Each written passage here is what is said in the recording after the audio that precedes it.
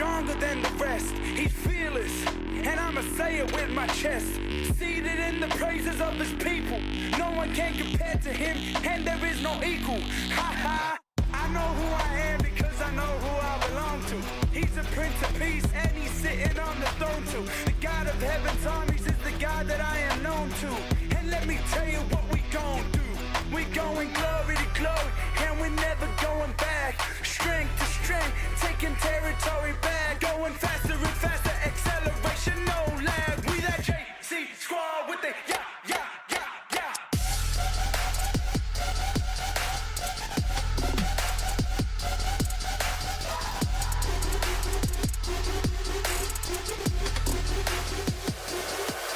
He's invincible, never known to take a loss. He's verified, saved the whole world on the cross. Lord of heaven, holy, pure and regal. He's my first and last, and there is no sequel. Ha ha! I know who I am because I know who I belong to. He's my closest ally, my standby, my go-to. The God of heaven's armies is the God that I am known to. And let me tell you what we gon' do. We going glory to glory, and we're never going back. Strength to strength, taking territory back. Going faster and faster, acceleration, no lag. We that JC squad with the yeah, yeah, yeah, yeah.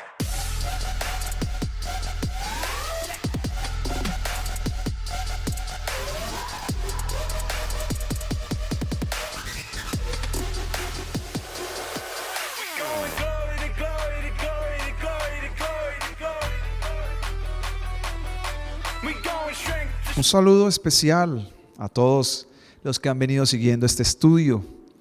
Hoy vamos a cerrar un segundo segmento de todo este estudio de Apocalipsis. El primer segmento es el capítulo 1 y hoy cerramos el segmento del capítulo 2 y el capítulo 3, donde hemos hablado acerca de las 7 iglesias. Hoy cerramos con la última iglesia, que es la iglesia de Laodicea. Así que es muy clave para poder entender. Esta clase va a ser muy importante. Le animo, si usted es la primera vez que escucha esta enseñanza, ojalá se pueda conectar con las otras. Esto es un estudio, esto no es una predicación, esto es un estudio en lo cual estamos haciendo verso a verso. Yo no estoy haciendo un estudio simplemente de los últimos tiempos, sino un estudio del libro de Apocalipsis, donde estamos mezclando el pasado con el presente y con el futuro que este libro tiene para decirnos. Antes de continuar, tengo que hacer unas precisiones. En la vez pasada estuve hablando acerca de quién diseñó los trajes para el ejército nazi en cabeza de Hitler, y dije que quien había diseñado era Giorgio Armani, y en un momento tuve un lapsus porque no es Giorgio Armani sino Hugo Boss. Hugo Boss fue el que diseñó los trajes para el ejército nazi, ¿no? Para hacer esa aclaración. Y la segunda aclaración que tengo que hacer: alguien la vez pasada escuchó nuestra enseñanza y tal vez se ofendió por el tema que toqué algunos puntos acerca de la Iglesia Católica. Quiero decirle, si usted nos sigue escuchando, o a personas que sean católicas, que nos escuchan, que escuchan este estudio bíblico, quiero decirle que este estudio no está diseñado para atacar a la Iglesia Católica, ni para nosotros sentirnos mejor que la Iglesia Católica. Simplemente es un estudio, y como estudio hemos también investigado. Respeto a la persona, a sus estudios, pero también nosotros hemos estudiado, hemos indagado por muchos años la palabra de Dios. Así que le animo más bien a que cada persona que tenga dudas, que tenga confusión, que le pida al Espíritu Santo que le guíe. Dice la palabra que Él nos guiará a toda la verdad. Así que vamos a iniciar, vamos a orar y vamos a entregar este tiempo a Dios. Padre, gracias por esta oportunidad que nos regalas de poder hoy estar conectados con la palabra, Señor. Apelamos a lo que Jesús dijo, Señor, que el Espíritu Santo nos guiaría a la verdad, que el Espíritu Santo nos enseñaría las palabras, nos recordaría, Señor. La palabra dice que la unción misma nos enseñaría, Señor.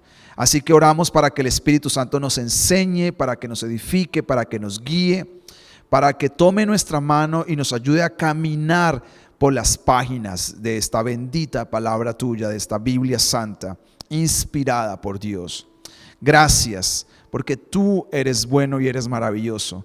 Señor, pon tus ideas en mi mente, tu palabra en mi boca, Señor, y el fuego en mi corazón. Y a tu pueblo dale profundo entendimiento y convicción. Aquellos que han venido siguiendo este estudio, Señor, el Espíritu Santo los edifique, los levante, los prepare para la obra que Él tiene preparada para cada uno de ellos. Gracias, Dios. Amén. Como les decía anteriormente, hoy cerramos con la última iglesia. Hemos mirado 6 iglesias. Hace 8 días estuvimos hablando acerca de la iglesia de Filadelfia, que se le considera la iglesia fiel. Quiero hacer un recorderis por si usted se le ha olvidado o por si usted se conecta por primera vez, que estamos haciendo el estudio especialmente de estas 7 iglesias de 3 formas, aunque más igual lo haremos todo el libro. Primero, estamos estudiando de manera literal. Estas iglesias existieron en su época en Asia Menor y estamos estudiando esas iglesias. Segundo, estamos estudiándolas de forma dispensacionalista. Y tercero, estamos tratando de estudiarlas de qué mensaje tiene Dios para nosotros a través de estas iglesias. De esas 3 formas estamos estudiándolo, así que vamos a arrancar y vamos a empezar de una vez. Capítulo 3 de Apocalipsis. Si usted tiene su Biblia, por favor, para que la abra, si quiere tomar sus notas, su lapicero. Si no, seguirnos. Capítulo 3, versículo 14 hasta el versículo 21 vamos a leer. Y ahí termina el capítulo 3 y termina para mí un segmento, porque a partir del capítulo 4, esto se pone mucho mejor. Todo esto para mí es como una introducción a todo lo que viene. Pero quiero decirle que la iglesia de Laodicea y la iglesia de Filadelfia para mí tienen un mensaje muy importante. ¿Por qué tienen un mensaje muy importante? Porque en la interpretación dispensacionalista, a la cual yo soy amigo, no quiere decir que digo 100% es así, pero sí creo que tiene mucho que ver. Creo que estas 2 iglesias tienen un mensaje para la iglesia del tiempo actual. Estas 2 iglesias representan 2 clases de iglesia que se van a levantar hasta que Jesús levante a la iglesia de la tierra y su iglesia sea arrebatada.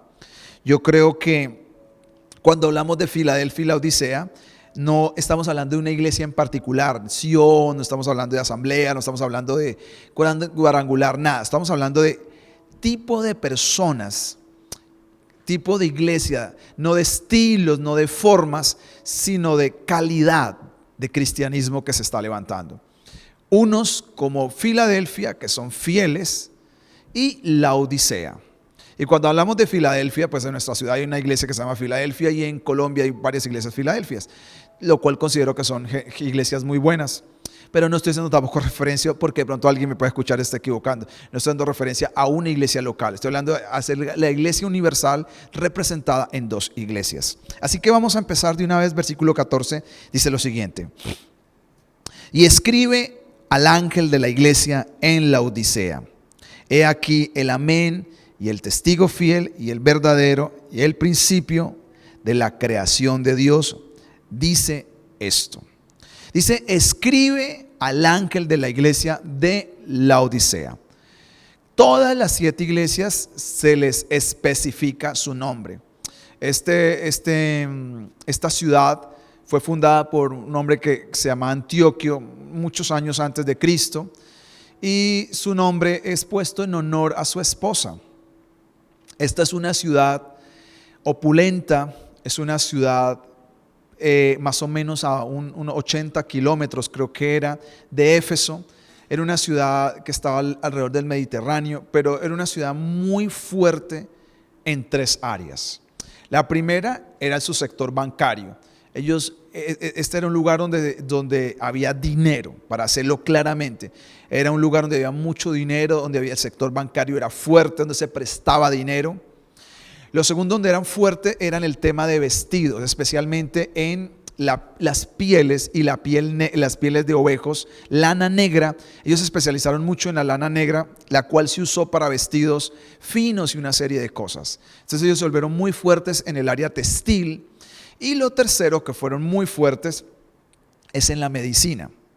De por sí se dice que había una universidad en este lugar, como una especie de universidad, un centro de entrenamiento, de capacitación médico, especializado en los ojos. Y alguien por ahí leí una vez que también en los oídos, pero especialmente en los ojos. Ahora, estos tres datos son muy importantes para que los podamos tener en cuenta para poder entender este libro. Además, les digo unos datos adicionales. Esta es una ciudad, dicen los historiadores, que tenía problemas serios de alcantarillado, de acueducto, especialmente de acueducto. Así que el agua la tenían que traer más o menos a 10 kilómetros de la ciudad. Tenían que traerlo, inventaron una especie de alcantarillado para poder traer un acueducto, para poder traer el agua. Lo que a veces hacía un poquito y lo dificultaba. Porque además se dice que cerca de estos lugares habían aguas termales. Entonces a veces las aguas se mezclaban con aguas termales y a veces cuando llegaban a los grifos, si puedo utilizar, porque en el tiempo no habían exactamente los grifos, las llaves, el agua salía un poquito nauseabunda cuando la gente la probaba porque venía mezclada con tal vez con sedimentos, no sé, de volcán, ¿no? Entonces estos datos son muy, muy claves para poder entender lo que vamos a leer. Es muy clave y hacer precisión de esto porque el mensaje fue a la iglesia de Laodicea. Una iglesia literalmente que vivía en Laodicea, pero podemos determinar por la lectura que vamos a hacer que la iglesia que vivía en Laodicea era una iglesia rica. Lo decimos porque la misma iglesia decía que era rica. Y cuando está hablando rica, no está hablando de rica en bendiciones espirituales, en fe, en amor, sino rica económicamente. Entonces vamos a mirar, y este primer versículo, en el versículo 14 dice: escribe al ángel de la iglesia en la Odisea, he aquí el amén. Tengamos en cuenta y recordemos, los que han venido siguiendo el estudio, los que no, que siempre el primer versículo con el segundo, Jesucristo tiene una autorrevelación de Él. Él revela algunos aspectos de su naturaleza. Y me han llamado bien la atención. Yo he tratado de ser una persona curiosa.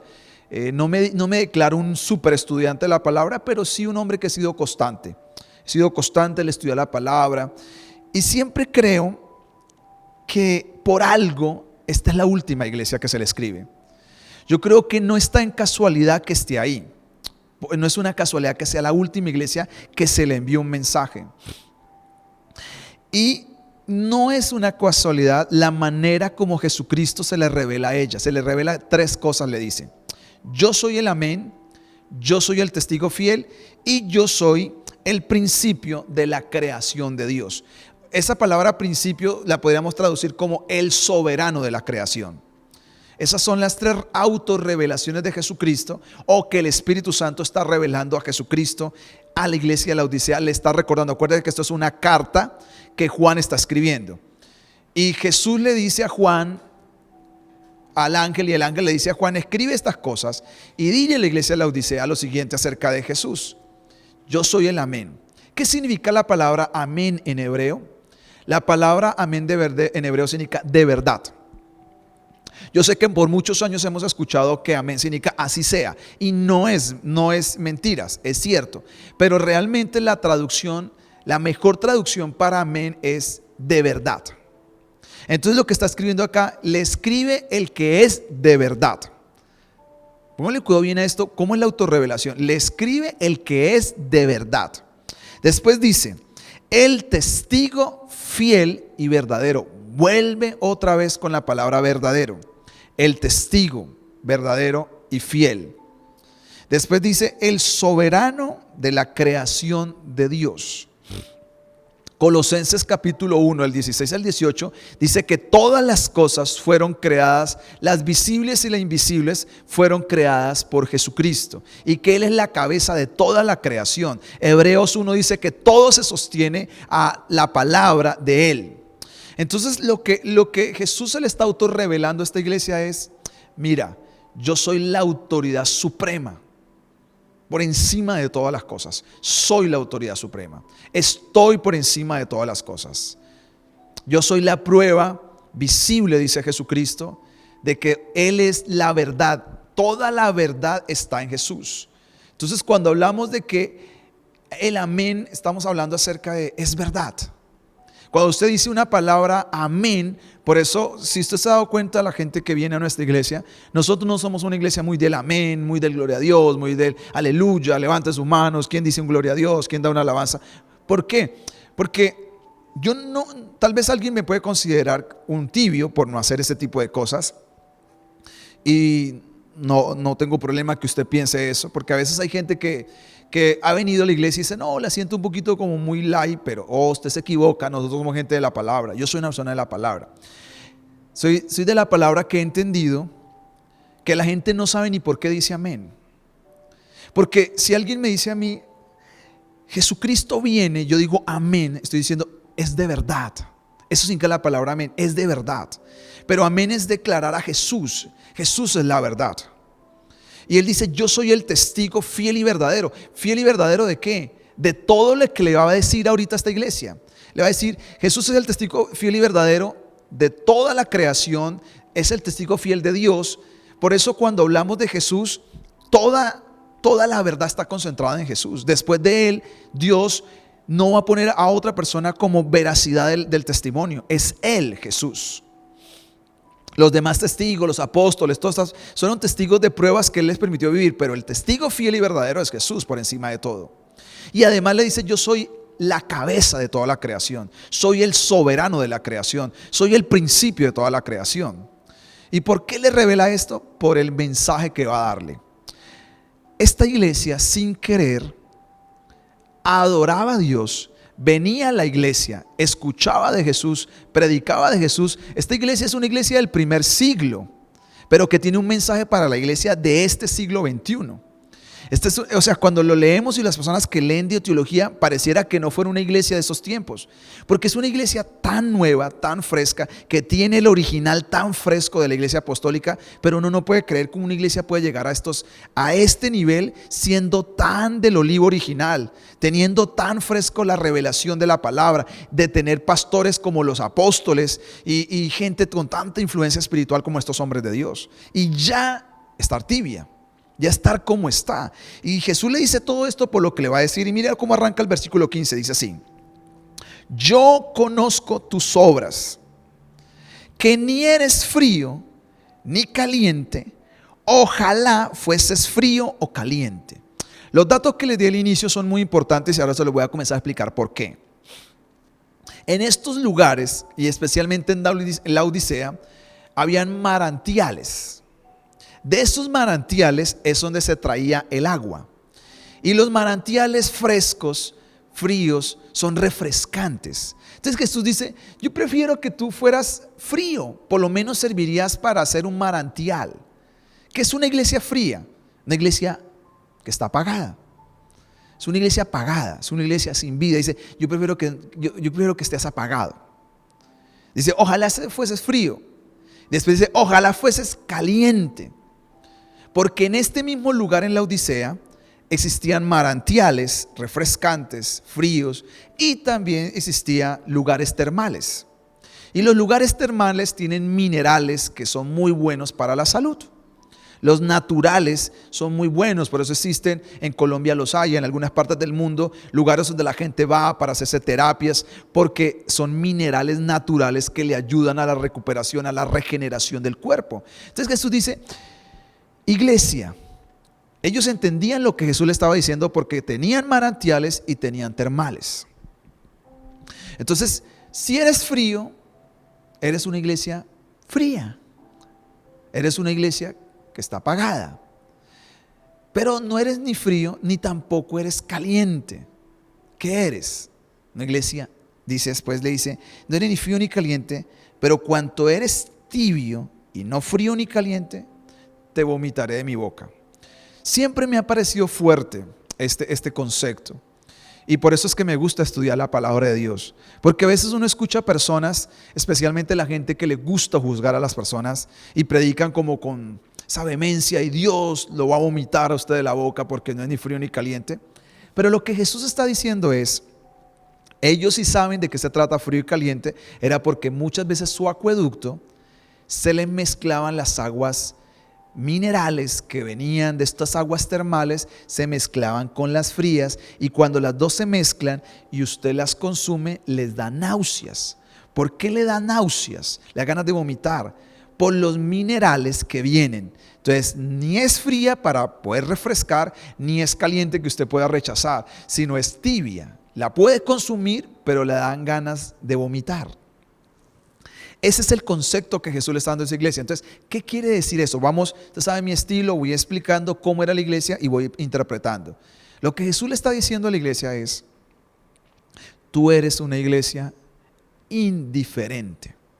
Esa es la marca de la iglesia de la Odisea. Una iglesia totalmente indiferente. Una iglesia que está falta de vida, falta de espiritualidad. Es una iglesia que ni es fría, de decir, la gente dice, bueno, esta iglesia es fría, ya uno sabe que no espera nada, pero tampoco es caliente. De decir, una iglesia que está haciendo lo que tiene que hacer. Sino es una iglesia que usted no sabe qué es especie de un híbrido. Usted no sabe si está con el fuego o está apagada. ¿Por qué? Porque el sello de la Odisea era que era una iglesia indiferente. Una iglesia que la opulencia, el éxito externo, los encegueció para no entender el corazón del evangelio. Y ellos se fueron desviando lentamente, y ya va a encontrar cómo fue su desvío. Sigamos, por favor. Dice así, versículo 17. Porque tú dices, escuche lo que dice, tú dices, yo soy rico y me he enriquecido y de ninguna cosa tengo necesidad. Y no sabe que tú eres un desventurado, miserable, pobre, ciego y desnudo. Jesús le recalca a esta iglesia que Él conoce sus obras. Sus obras son externas. Es decir, la palabra dice que Dios conoce nuestro corazón y mira nuestro corazón. Pero muchas de nuestras obras son el reflejo de lo que hay en nuestro corazón. Y acá Jesucristo dice,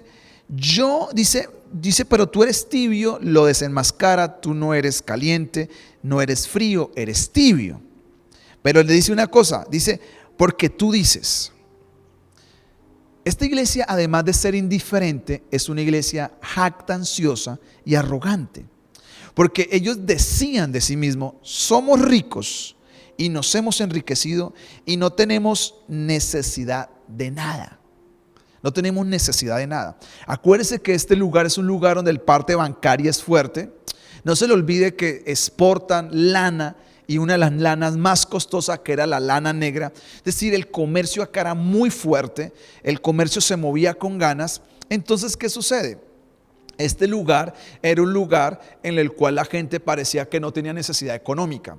Al no tener esa necesidad económica, la iglesia se comenzó a autoengañar porque relacionó que la prosperidad económica siempre será un reflejo de que la salud espiritual está bien. Y eso es un autoengaño de esta iglesia, y creo que es un autoengaño de la iglesia del siglo XXI también. De entender, pretender que si yo tengo un éxito material económico y me va bien en todos mis negocios, eso es un reflejo de que yo estoy bien espiritualmente. Y quiero decirle que puede ser que sí, pero puede ser que no. Los apóstoles no necesariamente fueron ricos, porque a veces, es decir, yo enseño la palabra, creo que Dios quiere bendecirnos, y yo lo he predicado y lo seguiré predicando porque lo creo, porque la Biblia lo dice. Pero yo no pretendo engañarme a mí ni engañar a nadie de que el hecho de que una persona tenga muy buena prosperidad económica es un reflejo de que la persona le está funcionando bien su vida espiritual. Porque posiblemente lo que Dios está respaldándole con una gracia, con un talento para hacer economía, para bendecir al reino de los cielos. Y la persona no lo está entendiendo, que ese fue un llamado de Dios. Así que esta iglesia estaba equivocada porque ellos decían de sí mismos, somos ricos, nos hemos enriquecido y no tenemos necesidad de nada. Y una cosa es que el Señor dé testimonio de uno, y una cosa es que uno dé testimonio de uno mismo. Yo puedo decir, yo soy un hombre santo, yo soy un hombre entregado, yo soy un hombre fiel, y otra cosa es que Dios diga, tú has hallado delante de mí testimonio de fiel, de amoroso, de entregado, de consagrado, de santo, de perseverante. Es decir, ¿por qué les dice yo soy el amén? Yo soy el verdadero, yo soy el testigo fiel. ¿Por qué Jesús se les revela para decirle lo que les va a decir? Yo soy el testigo fiel y mi testimonio acerca de ti, iglesia de la Odisea, es que, mire lo que le dice. No, dice, tú no tienes necesidad, tú dices de forma arrogante que no tienes necesidad y no sabes. Esa es la palabra clave, no sabes.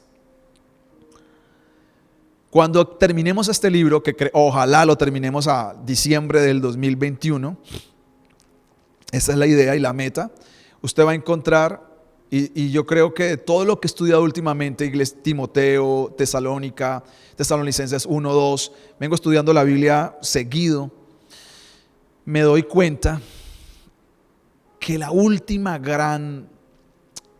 el gran misil que el infierno está lanzando, pero con todo, como nunca antes, se llama el engaño. Satanás va a hacer algo y es, al mundo le tiene preparado un diseño para engañarlo, pero a los cristianos también les ha diseñado.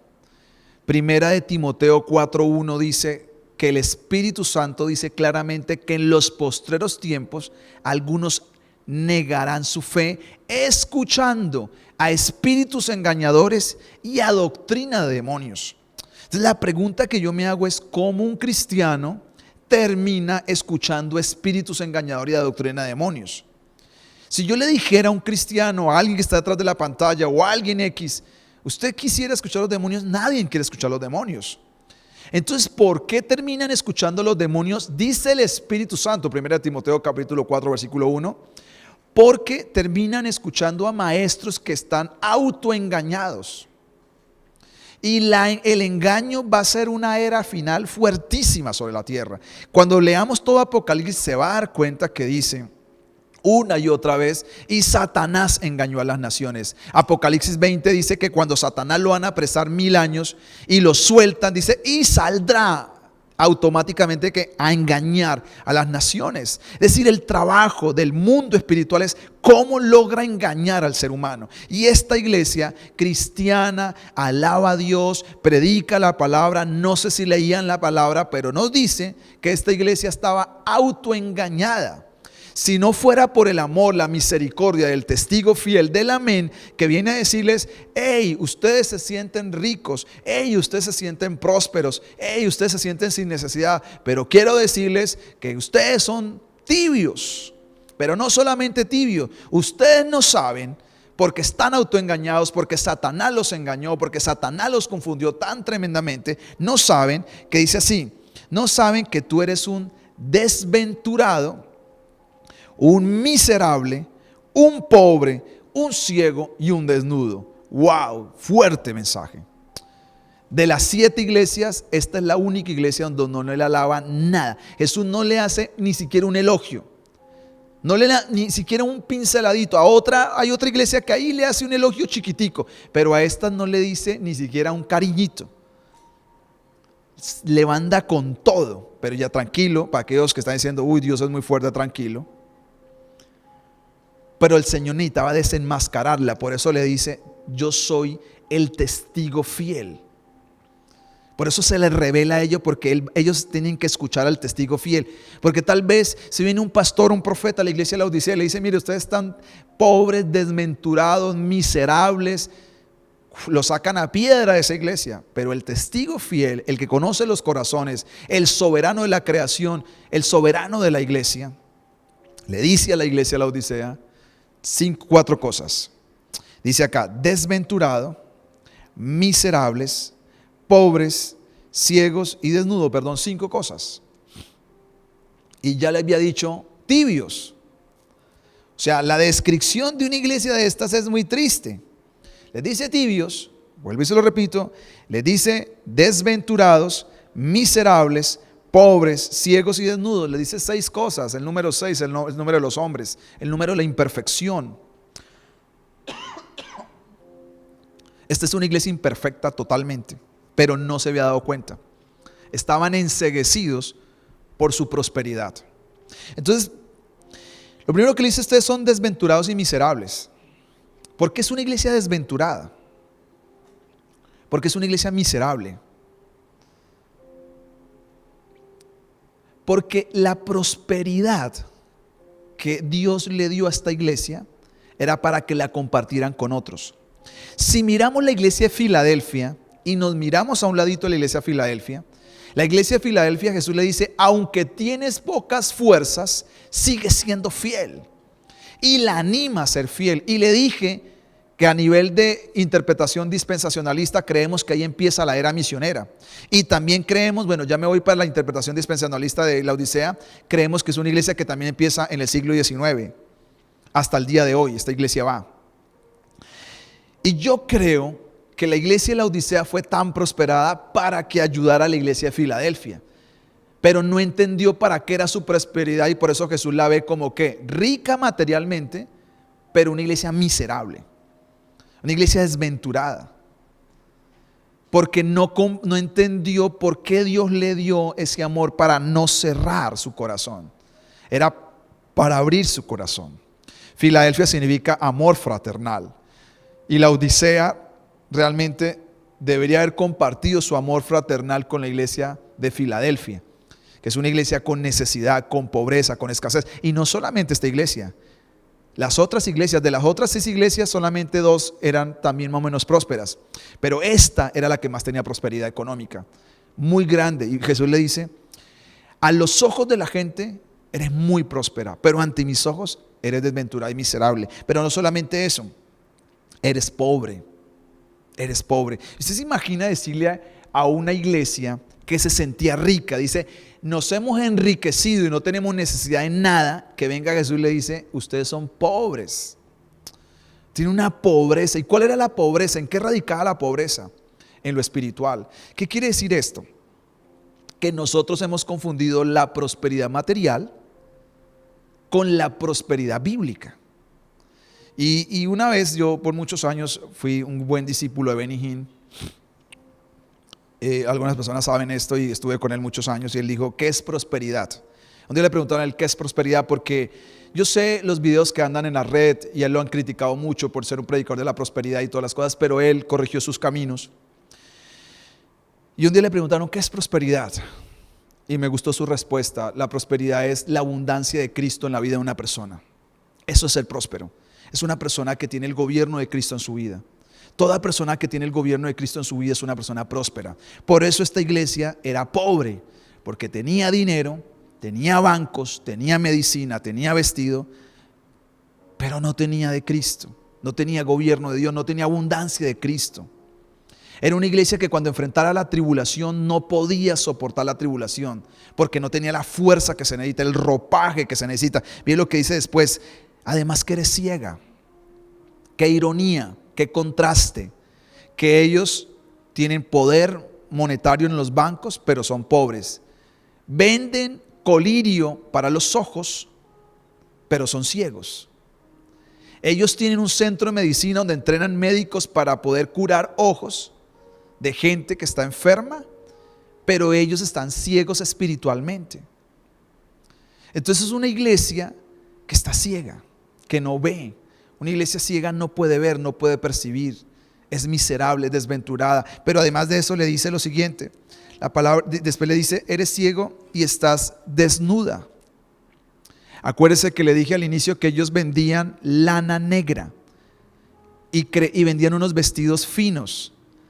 Tenían muy buena empresa textilera. Otra ironía, pero están desnudos. Venden vestidos, pero no tienen para vestirse. Entonces, la pregunta es, ¿de qué tenían que vestirse entonces? Tenían que vestirse de Cristo, de la justicia, de la salvación, dice por allá Isaías. Y acá hay alguna cosa bien particular que dice acá el versículo 18, dice, por lo tanto, yo te aconsejo que de mí compres oro refinado en fuego. Entonces, vemos el contraste de esta iglesia, como es una iglesia desventurada, miserable, pobre, ciega y desnuda. Está desnuda. Esto es tremendo porque es cómo yo me veo y cómo Dios me ve. ¿No se ha preguntado usted eso? Una cosa es cómo yo me veo, cómo Dios me ve. No solamente en lo negativo, también está en lo positivo. Posiblemente usted se ve muy mal y Dios lo ve diferente a usted. El problema con esta iglesia es que el Señor le anda duro y le anda claro, es porque esta iglesia necesitaba que se le cayera esta estructura. Entonces Jesús le dice, yo le doy un consejo. Mire lo respetuoso que es el Señor. En este versículo, en estos versos, en esta iglesia es donde yo veo a Jesús como pocas veces lo veo en la Biblia. Es decir, como no, tal vez yo no digo que no se vea, sí se ve, pero acá se ve tan especial porque Él le dice de manera amorosa, segura, firme, pero caballerosa le dice, yo te aconsejo. Jesús le puede dar una reprensión, una orden. Le dice, yo te aconsejo que compres de mí. Yo digo, ¿cómo se le puede comprar a Jesús? Es una gran pregunta. El tiempo se me acaba. Podríamos meditar en esto un par de minutos. Dice, quiero que compres de mí oro. ¿Cómo yo le puedo comprar algo a Dios si la salvación no se puede comprar? Si los dones no se pueden comprar. Entonces, ¿por qué Él le dice, yo te aconsejo que compres de mí? Dice acá, yo te aconsejo que compres de mí oro refinado en el fuego. No sé si se acuerdan ustedes, alguno no conocen este pasaje, Isaías 55, versículo 1, donde dice, venid a mí a comprar sin dinero. Vengan a mí, compren sin dinero. ¿Por qué lo primero que le aconseja a esta iglesia es que compre oro? Si esta es una iglesia que monetariamente tiene dinero. ¿De qué oro está hablando? La traducción está en 1 de Pedro capítulo 1. El oro en la Biblia representa la fe. Dice, yo te aconsejo que compres de mí oro refinado, dice acá. Oro refinado en el fuego.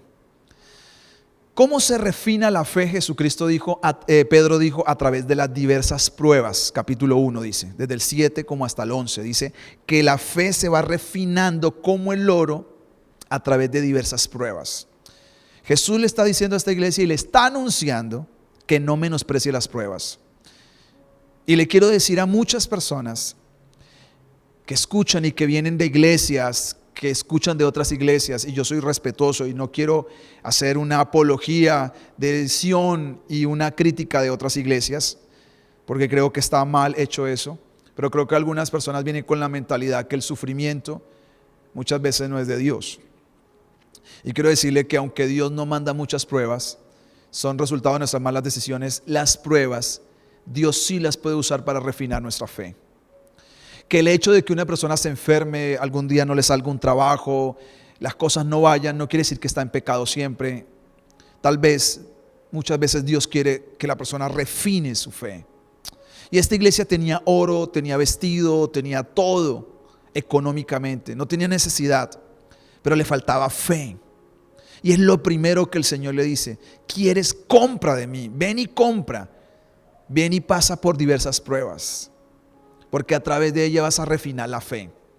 Lo segundo que le aconseja, dice así, dice, te aconsejo que compres de mí oro refinado para que realmente seas rico. Es decir, su riqueza no estaba mal. Es que lo malo no es en tener dinero, y yo siempre lo seguiré predicando. Lo malo no es tener dinero. Lo malo es confundirse y pensar que el dinero lo era todo. Y que por encima del dinero está todo, y no es así. Por encima de todo está rico en la fe. Si usted se le acaba el dinero, pero tiene fe, vuelve y se para una y otra vez. Donde vaya, la fe lo va a sacar adelante. Pero si usted se le acaban las finanzas y no tiene fe, muchos se terminan quitando la vida. Por eso cuando se quebró en Estados Unidos la pirámide más grande de la historia de Bernard Madoff, muchos multimillonarios se quitaron la vida porque no estaban listos para una crisis financiera. Porque vivieron en la opulencia, pero el día que se les acabó se quitaron la vida. Pero las personas que hemos tenido fe, si tenemos o no tenemos, seguimos en la batalla, porque hemos aprendido a comprar oro y poder ser ricos ¿en qué? En la fe, en la espiritualidad. Después dice, te aconsejo que compres una segunda cosa, vestiduras blancas para vestirse. Acuérdense que vendían ellos lana negra. Lo negro representa el pecado. Y Jesús le dice, no quiero que compres lana negra, quiero que compres vestiduras blancas. ¿Qué representan las vestiduras blancas?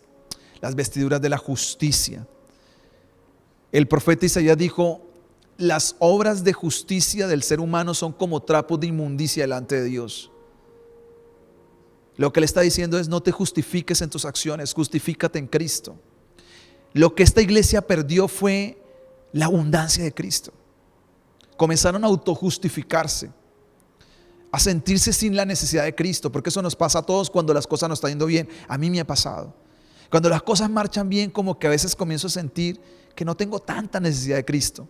Pero cuando las cosas marchan mal, comienza uno a sentir esa profunda necesidad de Cristo en la vida. Y a esta iglesia le estaba pasando esto. Él le dice: yo te aconsejo que compres vestiduras blancas, justicia. Además, ¿por qué blancas? Está hablando de la santidad. Esto es una iglesia que ha perdido la santidad, la pureza. Esta iglesia había escondido detrás de la prosperidad sus pecados. Debajo de sus vestidos habían muchas cosas que a Dios no le agradaban. Y el Señor le dice: yo creo que te quites esas vestiduras, porque ¿cómo estás? Estás desnudo. Ante los ojos vistes de forma real, pero delante de mis ojos eres desnudo. Quiero que te cubras con mi justicia, con mis vestiduras santas. Y después le dice además: te aconsejo que compres oro, te aconsejo que compres vestiduras, y dice, y que se cubran la vergüenza de tu desnudez. En el Antiguo Testamento, la desnudez era señal de vergüenza. Ningún sacerdote mostraba nunca sus partes íntimas. Es más, los sacerdotes no pueden mostrar ni los tobillos. Entonces, cuando estamos hablando de desnudez, estamos hablando de vergüenza. Por eso cuando Jesús murió en la cruz desnudo, fue expuesto como vergüenza al mundo, para llevar toda nuestra vergüenza y ser cubiertos con su justicia, con su amor, con su pureza. Entonces él le dice, y lo tercero que dice es: unge tus ojos con colirio para que veas. El tercer consejo que le da es un consejo. La iglesia verá si lo acepta o no lo acepta.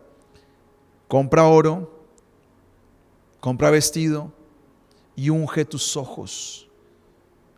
El ungüento que ellos habían creado, dice, aplícatelo a los ojos. Dice, unge tus ojos con colirio para que veas, porque eres ciego y no ves. Dios nos está hablando acerca de volver a ver la verdad. Yo creo que esta iglesia necesitaba urgentemente salir de su autoengaño, de esa ceguera en la cual Satanás lo había metido. Y creo que esa misma urgencia la tenemos todos en estos tiempos, porque nos enredamos en un montón de cosas, mundanizamos la iglesia. Le quisimos traer un montón de cosas del mundo a la iglesia, para hacerla ver atractiva, genuina, espiritual, chévere para el mundo. Cuando Jesús dijo, ustedes van a ser vituperados, no todo lo que hagamos le va a gustar a la gente. Buscamos que sea agradable, buscamos que sea bonita. No está mal por eso, pero a veces buscamos ser tan atractivos a gente que está ciega. Y es lo que tiene esta iglesia. Y después le dice el versículo 19 lo siguiente: yo reprendo y castigo a todo aquel que amo. Wow. Esto se merece un amén. Esto sí se merece un amén con el entendimiento que tenemos. Lo que le están diciendo a la iglesia de la Odisea es que la ama. Después de esta regañiza que le pegaron, que le dijeron tibia, desventurada, miserable, desnuda, pobre, ciega, usted dice, Dios mío, qué regañiza le pegaron. Y después le está diciendo que la ama, porque le dice, yo al que amo lo reprendo y lo castigo. Y esta iglesia está siendo reprendida. Entonces, si es reprendida es porque la aman. Si le está siendo disciplinada es porque la aman. A pesar de todo lo malo que esta iglesia ha hecho, a pesar de lo perdida que está, ya vamos a encontrar lo perdida que está, el Señor la sigue amando. Eso es una buena noticia para usted y para mí. Para mí es una muy buena noticia.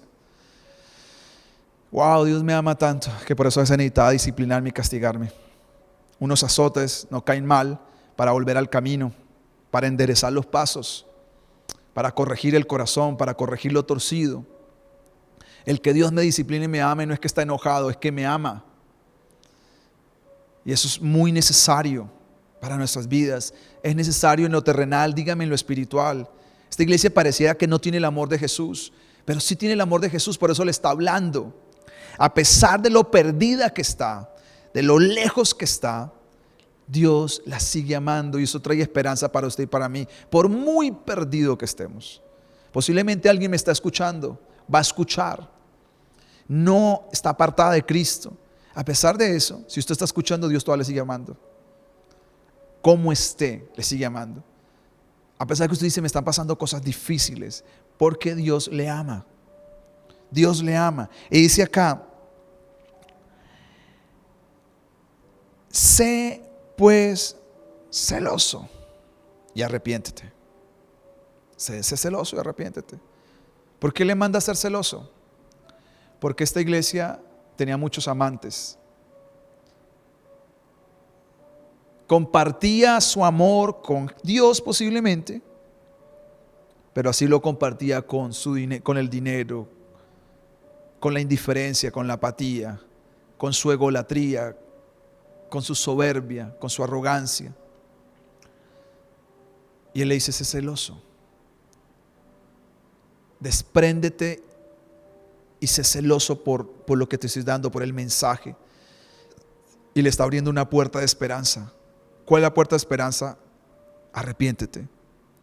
El arrepentimiento en el Antiguo Testamento significa volver a Dios. El arrepentimiento en el Nuevo Testamento es cambiar de pensamiento, cambiar de actitud.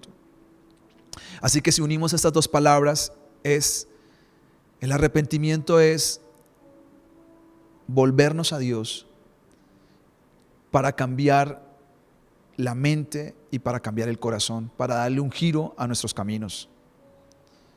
Él está diciendo, vuélvete a mí, iglesia. La primera iglesia fue Éfeso y le dijo, arrepiéntete donde te has caído. Y a la última iglesia le dice, arrepiéntete, sé celoso y arrepiéntete. Sé celosa, vuelve a ser celosa. Deja tus amantes, deja tus adulterios espirituales y vuélvete definidamente a mí, fielmente a mí, y arrepiéntete, vuélvete a mí.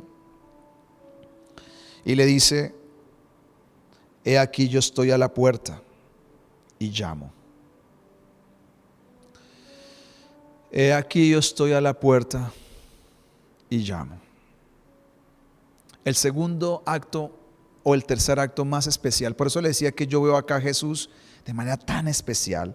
El primero es donde le dice, yo te aconsejo. El segundo acto que veo es cuando le dice, yo te amo y por eso te reprendo y te castigo. Y el tercero es este, he aquí yo estoy a la puerta y llamo. Algún día un gran pintor muy famoso del pasado, Hummels Hahn, hizo un cuadro súper famoso. Es acerca de Cristo tocando la puerta. Y un día llamó a otros pintores para que vieran su pintura y todo esto y la analizaran y le dieran sus opiniones. Y después de un tiempo analizar las diferentes opiniones y hacerle preguntas, alguien le dijo, maestro, yo veo un error en la pintura. Y dice, sí, ¿cuál es el error? Que no le veo como chapa, voy a decirlo así, una chapa para abrir, como lo tienen todas las puertas. Y él le dice, no, amigo, no fue algo que me equivoqué y se me olvidó, es a propósito. Porque la historia y el cuadro bíblico dice que la chapa no está hacia afuera, sino la chapa está hacia adentro. El que tiene la autoridad y la posibilidad de abrir es la persona que está adentro. Jesús está a la puerta afuera, pero no puede abrir la puerta. Solo la puede abrir la persona que está hacia adentro. Y lo que está diciendo aquí me parece caballeroso todavía y especial. A Jesús, el soberano de la creación, el que por todo existe, por su palabra. Es la cabeza de lo visible y lo invisible, cielos, tronos, dominios, principados, todo, parado en una puerta, golpeando, como a veces he visto a mi hijo golpeando en la casa de un vecino para que lo dejen entrar y no lo dejan entrar. Más o menos así. O sea, yo un día lo vi así y me dio, venga hijo, no golpes más. Y yo pienso en ese cuadro de mi niño y pienso en Jesús, el soberano de la creación, el dueño de todas las cosas, parado en la puerta de una iglesia golpeando como un niño para que lo dejen entrar. ¿No le parece a usted especial este cuadro de Jesús, su corazón amoroso? te aconsejo, podría tumbar la puerta si quiere, una iglesia tan tibia, una iglesia tan mundana, una iglesia tan arrogante. Pero le golpea la puerta y eso me fascina. Y dice, he aquí yo estoy en la puerta y llamo. Si alguno oye mi voz, si alguno la oye y abre la puerta, quiere decir que quien la puede abrir es el que está dentro. Entraré a él, cenaré con él y él cenará conmigo. La tradición del Medio Oriente, ni siquiera bíblica, del Medio Oriente, dice que si una persona se para al frente de la puerta, sin ser invitado, lo tienen que dejar entrar e invitar a seguir. Es la tradición hasta el día de hoy. Yo he vivido con gente del Medio Oriente. Y a los extranjeros los reciben muy bien. Y Jesús está parado en la puerta de una iglesia que no lo dejan entrar. Ni siquiera por decencia y por cortesía, ni siquiera por un tema cultural lo están dejando entrar. Entonces ya ve la iglesia cómo estaba. Esta iglesia cantaba de las puertas para adentro a Jesús y le adoraba. Pero Jesús nunca estuvo en la iglesia. Qué triste. Que al Jesús que ellos adoraban nunca fue a la iglesia. Porque estaba fuera de la iglesia, porque lo tenían afuera. Esta iglesia por eso era ciega, por eso era pobre, por eso era miserable y desventurada. Porque ellos eran ricos materialmente, eran prósperos materialmente, pero tenían una pobreza espiritual muy grande. Porque, como dijo Benny Hinn, si la prosperidad es la abundancia de Cristo en nuestras vidas, esta iglesia no tenía nada de Cristo. Por eso era pobre, miserable, desventurada, ciega. Y Jesús está golpeando. Y le dice, si tú me dejas entrar, yo voy a entrar. Yo cenaré con él y él cenará conmigo. La cena en estos tiempos es la comida más importante. En nuestra mentalidad occidental es el almuerzo. En la oriental no es el almuerzo, es la cena. Y habla de intimidad, habla de amistad. ¿Cómo podría estar el dueño de la iglesia con una iglesia de estas? Bravo, enojado. Y termina la historia o el mensaje de manera muy especial, diciéndole que tiene que castigarla y reprenderla porque la ama, y diciéndole que le invita a una cena de intimidad, de amistad, de confraternidad, de la relación de un padre y un hijo.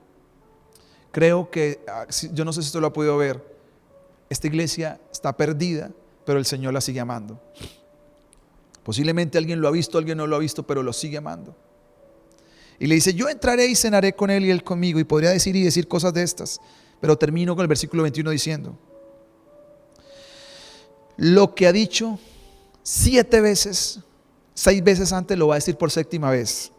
Al que venciere. Esta palabrita va a ser muy clave. Si usted escuchó la predicación del fin de semana anterior, dije algo acerca de esta palabra. Esta palabra aparece 8 veces en el Nuevo Testamento. Las 8 veces aparece en Apocalipsis. Y 7 veces aparece en el capítulo 12, capítulo 3. La palabra vencer es una palabra que se llama nikao, que es combate militar. Jesús le está diciendo a las 7 iglesias, el que venza, a cada uno le dio una promesa. A esta iglesia le dice, si tú vences, te daré que se siente conmigo en mi trono, así como yo he vencido y me he sentado en el trono de mi Padre. La promesa para esta iglesia es, si tú vences, te sentarás conmigo en el trono. Quiere decir que esta iglesia está perdida, mundana, tibia, todo lo que usted ya escuchó y ha leído por muchos años, pero si vence, se va a sentar con el Padre en el trono. Es decir, Dios es un Dios de perdón. Dios es un Dios de misericordia. El Padre a veces nos habla duro y fuerte, pero porque quiere corregir nuestros caminos. Pero la promesa de ellos es maravillosa. Te vas a sentar conmigo en el trono, así como yo me senté en el trono con mi Padre por también haber vencido. Lo que está diciendo Jesús, tú tendrás la misma promesa que el Padre me dio. La promesa que el Padre me dio es, si tú vences, mi amado hijo, te sentarás conmigo en el trono. Y ahora Jesús le está diciendo a estos hijos perdidos, mundanos, pobres, miserables, desventurados, que si se arrepienten y corrigen sus caminos, tendrán la misma promesa que él tuvo del Padre, se sentarán con él en la eternidad. Y termina diciendo, el que tiene oídos, oiga lo que el Espíritu dice a la iglesia.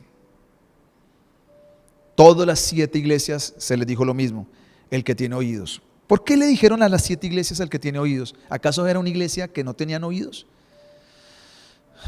Lo que está diciendo acá es, usted puede oír, pero no escuchar. Porque para escuchar no solo necesita los oídos, necesita la mente y el corazón. Porque escuchar significa prestar atención a lo que le están diciendo. Y el Espíritu Santo acá dice, el que me preste atención, me preste sus oídos, oiga lo que les estoy diciendo de parte de Dios. En esta enseñanza siempre aparece la Trinidad, el Padre, el Hijo y el Espíritu Santo. Así que, como se me acabó el tiempo prácticamente, me quedan 7 minutos. Voy a hacer rápidamente la interpretación dispensacionalista en 2 minutos y cómo se aplica esto a nuestras vidas. La interpretación dispensacionalista es esta. Muchos creemos que la iglesia de Filadelfia y la iglesia de la Odisea van a ser los 2 tipos de iglesias que van a ir hasta el final del arrebatamiento. Una será una iglesia como Filadelfia, una iglesia que recibió todos los elogios del Señor, una iglesia que no recibió ningún reproche, una iglesia de pocas fuerzas, tal vez cuando habla de fuerza habla de economía, de una serie de cosas, pero una iglesia que eso no va a ser un obstáculo para hacer la obra de Dios, la va a hacer con pasión, con amor, va a ser una iglesia de amor, porque Filadelfia significa amor fraternal, una iglesia que va a amar al prójimo, que va a amar al mundo perdido, una iglesia que tiene un lenguaje diferente, es una iglesia que tiene la verdad, que no niega la verdad, que no es tibia, pero que no golpea con la verdad. Que ese es lo que la iglesia está confundida. Un sector de la iglesia cristiana siente que si usted no golpea a la gente con la verdad es tibia. Si no le dice a la gente es que usted es un homosexual que se va a perder para el infierno, usted es una lesbiana perdida, si no le dice ese tipo de cosas a la gente, entonces usted es tibio. Y yo no veo a Jesús tratando así a las personas. No lo veo así. Ahora tampoco veo a Jesús diciéndole tranquilo, al final todos los caminos conducen al cielo, una iglesia muy ecuménica, una iglesia con un mensaje muy light, que es la iglesia de la Odisea. La iglesia final de Filadelfia es una iglesia de amor con la verdad.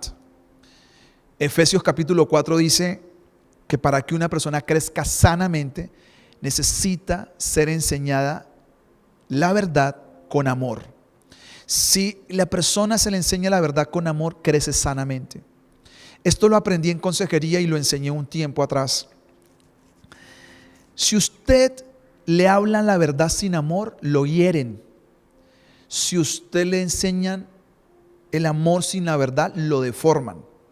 Se necesita un matrimonio entre el amor y la verdad para poder ser instruido, y la iglesia de Filadelfia será fuerte en eso. La iglesia del último tiempo será una iglesia que entiende la verdad, camina por la verdad, vive en la verdad, por eso no será engañada por Satanás, tendrá discernimiento potente y tendrá amor al prójimo para llegar a los hermanos, para llegar al no creyente, para decirle al no creyente, como dijo un día un gran predicador, el día que los perdidos nos vean con lágrimas en los ojos diciéndole que Dios los ama, ese día nos creerán.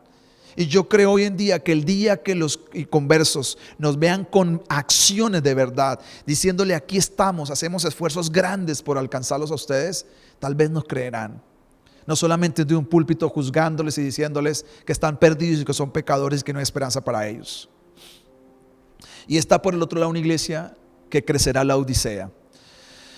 Una iglesia que posiblemente se ha hecho próspera. Yo creo que nunca en la historia la iglesia cristiana ha tenido los edificios que tiene ahora. Muchas iglesias tienen buenos edificios, buenos lugares. Yo no me considero que seamos de los mejores, pero Dios nos ha bendecido. Pero eso nos puede confundir, ¿sabe? Pensar que porque tenemos buenos edificios, buenas cámaras, buenos equipos, buenos lugares, y nosotros somos iglesias en crecimiento, pero iglesias tan grandes en Estados Unidos, en otro lado del mundo, iglesias tan ricas que podrían dar miles y miles para la evangelización de las naciones. Yo creo que Dios nos está llevando atrás a corregir el camino. Yo creo que la iglesia perdió en algún momento el camino. Y yo no quiero ser un crítico, no me siento la persona, la voz autorizada para hacerlo. Pero hago una reflexión humilde para el grupo pequeño que nos escuchan. De decir, o somos una iglesia fiel o somos una iglesia tibia. Y la característica dispensacionalista hasta el arrebatamiento es que van a haber dos tipos de cristianos. ¿Dónde está soportado esto en la Biblia? Muchos pasajes, especialmente la parábola de las 10 vírgenes. 5 se fueron y 5 se quedaron. Las 10 eran vírgenes, pero unas estaban preparadas y otras no estaban preparadas. Yo creo que una iglesia que no está preparada, y el Señor está corrigiéndonos, y el Señor nos está disciplinando, y el Señor nos está llamando también la atención, porque nos ama, para despertar, para volver. En este tiempo es el tiempo de volver a Él, de tomar decisiones, de arrepentirnos, de ser celosos. De tal vez creímos porque teníamos muy buenas cosas, tecnologías. Creo que eso ha ayudado mucho. Las iglesias somos más excelentes que en el pasado. Y tenemos, ojalá tuviéramos más de lo que tenemos, pero no podemos desviar el camino. No podemos confundirnos ni confundir a la gente, que la única evidencia de que ellos están bien es si prosperaron materialmente. Se van a confundir, nos vamos a confundir el camino. Si el Señor nos hace muy prósperos y muy bendecidos es porque tiene un propósito: evangelizar las naciones. Ser Filadelfia, amor fraternal, amor al prójimo. Esa es la razón, la esencia. No solamente es para decirle nos hacemos enriquecidos, no tenemos necesidad de nada. Posiblemente yo podría decir eso y muchos podrán decir eso. Igual si quieren no predicamos más y nos dedicamos solamente hasta el final que Jesús venga. Posiblemente conseguiríamos con qué comer, con qué vestir y ya, no más, se acabó todo. Pero esa no es la esencia, ese no es el propósito. Ese no es el propósito de Dios para la vida, para la iglesia de Cristo. Conclusiones para interpretar para nosotros. La primera, tenemos que mirar, decirle al Señor: ¿cómo tú nos ves? ¿Hay algo de autoengaño en mi vida? ¿Hay algo que yo no sé, que tú sí sabes y yo nunca te lo he preguntado? Señor, es algo que usted y yo deberíamos de hacer. Tal vez yo me estoy viendo fuerte, me estoy viendo de una manera, me estoy viendo muy bien y Dios me está diciendo: mira, tú no estás tan bien. O viceversa, tal vez me he sentido culpable, mal, terrible, y Dios dice: tú no sabes cómo yo te veo. Tal vez necesitamos aprovechar cada situación adversa y difícil para que tener fe refinada por el oro, no desperdiciar, vestirnos de justicia, de santidad, pedirle a Dios más discernimiento para comprar colirio para nuestros ojos, para ver, para entender, para percibir lo que estamos viviendo, los tiempos que estamos viviendo, las cosas difíciles que están pasando en el mundo. ¿Qué más podemos decir? Que esta iglesia empezó con Jesús en su corazón y ahora lo tiene fuera de él. El llamado es a volver otra vez a Jesús, a abrirle las puertas. Este mensaje, como alguien dijo, un gran teólogo, este versículo puede ser perfectamente usado para explicar el plan de salvación y cabe y da para la interpretación. No es una herejía hacerlo. Pero tenemos que entender que originalmente no fue escrito para evangelizar. Fue escrito para una iglesia que sacó a Jesús de su vida, que lo sacó del señorío. Así que el mensaje para nosotros, ¿qué es? Hey, ¿a dónde está Jesús? Tal vez si un niño me pregunta o yo le digo al niño: ¿dónde está Jesucristo? ¿Dónde lo tienes? Dilo, tengo en el corazón. Claro, eso lo decimos por fe, pero realmente está Jesús en nuestro corazón. Jesús reina en nuestras vidas. En realidad somos prósperos, tenemos abundancia de Jesús en nuestras vidas. Esas son las reflexiones que quedan de estas 7 iglesias, pero especialmente de esta última. Llegamos al final. Tarde o temprano predicaré este año acerca de la iglesia de la 11ª hora. la última generación de la tierra, la 11ª hora. Y yo creo que estamos ahí. Y yo le pido a Dios que nos saque de la tibieza. Yo le pido a Dios que nos saque de ese lugar y que nos lleve a ser la iglesia que Él soñó con nosotros. Que si Él tiene que corregir, que corrija. Que tiene que cambiar, que cambie. Acá no se trata de orgullo ni de arrogancia, se trata de humildad y dejar que Dios corrija y nos encamine a sus propósitos. Así que quiero cerrar orando al Señor y darle gracias por este tiempo. Dentro de 8 días, no se lo pierda, comienza Apocalipsis 4 y ahí comienza a ponerse más emocionante el libro, porque es ahí donde posiblemente tenemos una base bíblica para creer que la iglesia será arrebatada. Por eso creemos que Filadelfia y la Odisea, las iglesias antes de capítulo 4, son las últimas antes del arrebatamiento. Que existieron y literalmente existieron. Que vivieron estas experiencias, literalmente lo vivieron. Pero que en la interpretación dispensacionalista creemos que representan las 2 clases de iglesias que se van en el tiempo final. Padre, gracias por el privilegio de estudiar tu palabra, Señor. He visto al leer el amor tuyo en esta enseñanza, Señor. Esta iglesia estaba perdida. Esta iglesia estaba mal, Señor. Tú le hiciste una descripción dura, pero porque la amabas. Y tú les diste unas promesas maravillosas. Señor, hay esperanza para nosotros, a pesar de lo torcido que hayamos caminado, de lo malo que hayamos hecho, lo engañado que hayamos estado. El amor tuyo sigue siendo fiel, Señor. Gracias por amarnos hasta el final, por corregirnos. Te agradezco por la corrección, por la reprensión, hasta por los azotes.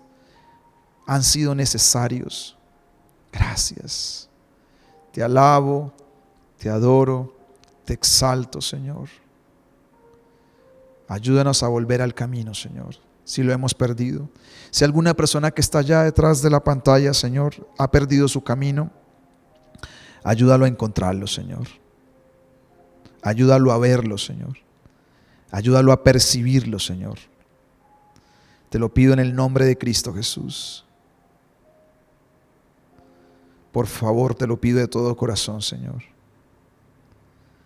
Señor, gracias. Delante de ti, Señor, quedan nuestros caminos. En el nombre de Jesús. Amén. Un abrazo. Dentro de 8 días, mismo canal, misma hora, capítulo 4 empezaremos. Bendiciones.